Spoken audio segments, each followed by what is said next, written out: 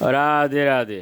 ওম নমো ভগবতে বাসুদেবায়। ওম নমো ভগবতে বাসুদেবায়। ওম নমো ভগবতে বাসুদেবায়। শ্রীমদ্ ভাগবত তৃতীয় স্কন্দ স্থানম সৃষ্টির স্থিতি দ্বাবিংশতি অধ্যায় সকাম কর্মের বন্ধন। শ্লোক 37। প্রাবুচম ভক্তি ইউগস্য স্বরূপম তে চতুর্বিধম কালস্য চা ব্যক্ত গতে ইউ অন্তর্ধাবতি জন্তসু। অনুবাদ: এ মাতো, আমি আপনাকে ভক্তিযুগের পন্থা এবং 4টি আশ্রমে এর স্বরূপ বর্ণনা করেছি।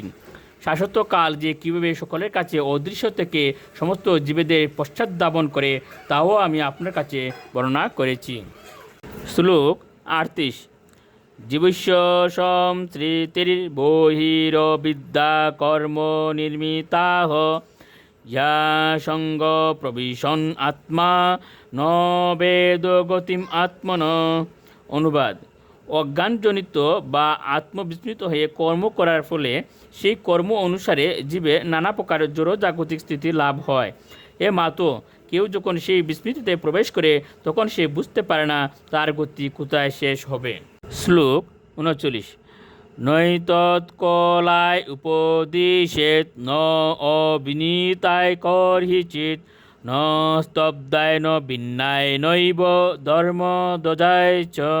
অনুবাদ: কপিলদেব বললেন, এই উপদেশ কখনো ঈর্ষালু, অবিনীত অথবা দুরাচারীদের দেওয়া উচিত নয়। এই উপদেশ দাম্ভিক এবং ধর্মধ্বজীদের জন্য নয়। শ্লোক 40।